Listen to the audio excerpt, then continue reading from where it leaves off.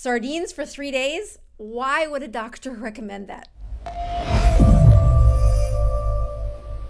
Let's start by covering the benefits of a sardine. Sardines are so nutritionally dense that you might be surprised to see all the stuff that we've got packed into them.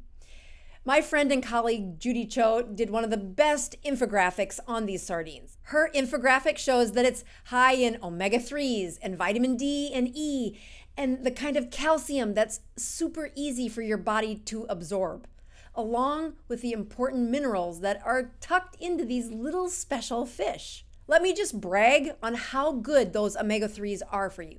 They're good for your brain and your heart and your overall health. By increasing those omega-3s, you decrease the risk of anxiety and depression by about 20%. The more you increase those omega-3s, the less you have of omega-6s sticking around in your body. And I mean sticking around. They cause an inflammatory response when they have no omega-3s to fight against. So keep those omega-3s high and those omega-6s a little lower by eating these small, nutrient-dense fish. As soon as I convince people to eat them, they start pushing back about, what about all the toxins in those fish? Here's the rule, folks. The smaller the fish, the smaller the risk of mercury. When the regulators came up with the guidelines on how much mercury should we be eating, they used one of the most conservative approaches, almost to the point where they make it impossible to have a mercury toxicity. For example, the recommendations are that you would have to eat 800 ounces of salmon per week to get close to that mercury risk. And what that means actually is you would need 1,000-fold times that to actually have a true risk of mercury poisoning. That's 800,000 ounces of salmon. The point is, you would need to eat so many sardines to get a mercury risk that it's not physically possible.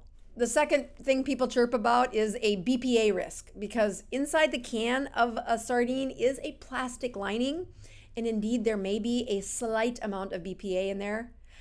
I am not worried about that in my diet, but if you are, you can buy the sardines found in a glass jar. All right, so the first reason you should eat sardines is they're so stinking nutritious. But the second reason you should eat them is because it's really hard to overeat sardines. Let me explain. First of all, sardines come in a very convenient prepackaged dose. Yeah, each can is its own serving, and if you're like me, you can eat it right out of the can. The second reason that sardines are really hard to overeat is that they induce satiety.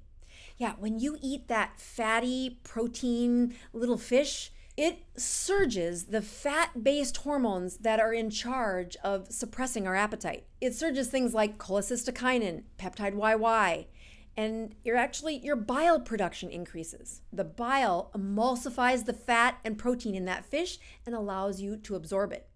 If you don't produce enough of that bile, you will indeed burp them up, but it gets better each day that you do it. Today's production of bile is linked to how much you produced yesterday. So each day of the challenge, you will get much better with this side effect. By the end of this challenge, your system will be in full force. You'll be better satiated from smaller amounts of food, thanks to your hormones, and you will not be burping them up. So the final reason that I like to brag about these little fish is how well they surge your ketones by the third day of eating them. Yes, we talked about those omega-3s earlier, and indeed they are jam-packed with those omega-3s. Once they're getting emulsified by bile and absorbed better, turn into ketones. And a wave of ketones shows up by the third day. When I'm trying to give that same euphoric feeling, or said another way, when I'm trying to give a metabolic workout to my patients that aren't so healthy, I use sardines. And by the third day, their ketones are the highest they've seen them in months, and their blood sugars are the lowest. Okay, so let's get to the good stuff. How do you actually do this? For starters, you'll hear me talk about this as calling it a sardine fast. It's not technically a fast. A fast is when you have salt and water only. So unlike a fast, where people usually start the timer when they're done eating the last meal, I don't start the sardine challenge until you have the first bite of sardines. I also don't let you end it without eating the last can of sardines at the 72nd hour. I've helped hundreds of people through this sardine challenge, and I remind them the purpose of this is to deny food when you're bored or when you're just eating because it's a social thing. I want you to only eat for substance. And if you can't get past the flavor, I do let them add some hot sauce. I let them fry them up in a hot fryer.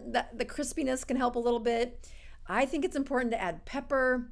You can even add a little mustard or a tiny bit of relish. Just really make sure that there aren't any carbohydrates in there.